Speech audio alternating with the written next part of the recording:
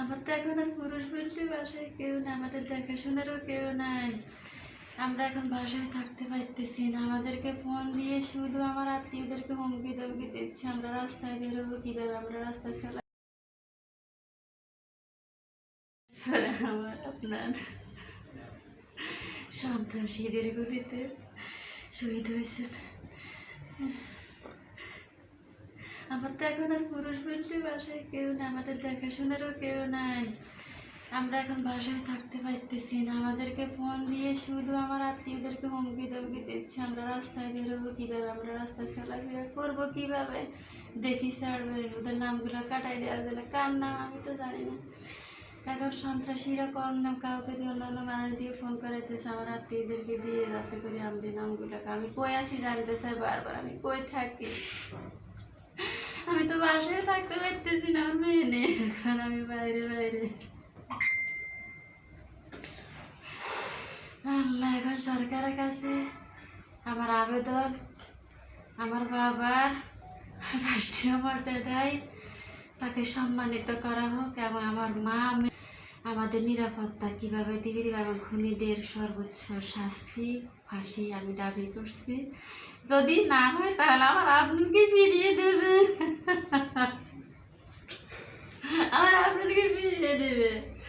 যদি এই শাস্তি থেকে তারা বেঁচে যায় তাহলে আমি আমার আপনাকে ফিরে চাই। আমার আপনাকে বলে আমি আর কারো বিরুদ্ধে কোনো অভিযোগ আমার না। আমার আপনার বাস থাকতো, নামাজ পড়তো, কোরআন তেলাওয়াত করতো, বাসায় ঢুকিয়ে আমাকে চালান দিত, আমার অনেক কাজ করতো। আমার বাবা সাইকেলটা পড়ে দিয়েছে, আমার বাবা সাইকেলটা অক্ষত, আমার বাবা আমার সব কথা শুনতো। আমার বাবা আমি চোখে দেখি না, আমার বাবা সেলাই মেশিন আমার অনেক কাজ করে দিত। আবু আমার এই জিনিসটা করে দামও দিব। আমার বাবা 5 মিনিট পড়লে অনেক পড়া পাইতো। আমার বাবা সায়েন্সের ছাত্র, আমার বাবা অনেক মেধাবী। আমার বাবাকে কেন মারা হয়েছে, আমার বাবাকে কেন হত্যা করেছে? গুলি করার পর আমার বাবাকে টেনে হিসড়ি এত দামি প্যান্টের বেল্ট, সে বেল্টটা ছিঁড়ে দিছে, বেল্টের স্ক্রু ছিঁড়ে ফেলছে, প্যান্ট ছিঁড়ছে, পায়ে হাতে বুকে চোখে সব শেষ হয়ে দিচ্ছে। রাস্তায় নিয়ে ইচ্ছা মতো মারে সব বলে দিছে, হাত ভাঙছে, বুকে পড়েছে। কেন আপনারা কোথায় ছিলেন তখন? তখন কোথায় ছিলেন? তখন কোথায় ছিলেন? আমার আপনার কাছে মারছে, আমার আপনার কোনোদিন শক্তির কারোর সাথে কথা বলে নাই। ছোটদের আদর করতো, বড়দের সবসময় সম্মান করতো, তাদের সাথে সাথে আমার মসজিদে যেতে এলাম বাজে, এখনো এলাম শুনে আমি ফাজার পড়ি।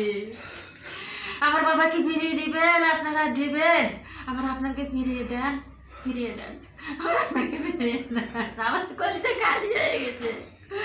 ওর বাবা সারা জীবন বাইরে ছিল, আমি দুইটাকে 2 হাতে নিয়ে সবসময় ঘুমাইতাম, 2টা 2 হাতে থাকতো। আমার হাত খালি, আমার কলিজা, আমার নিঃশ্বাস উঠে নামা করে না। আমি অনেক কষ্ট ভাই, আমার কষ্ট ভাই। ইয়া আল্লাহ, ইয়া আল্লাহ, ইয়া আল্লাহ, ইয়া আল্লাহ।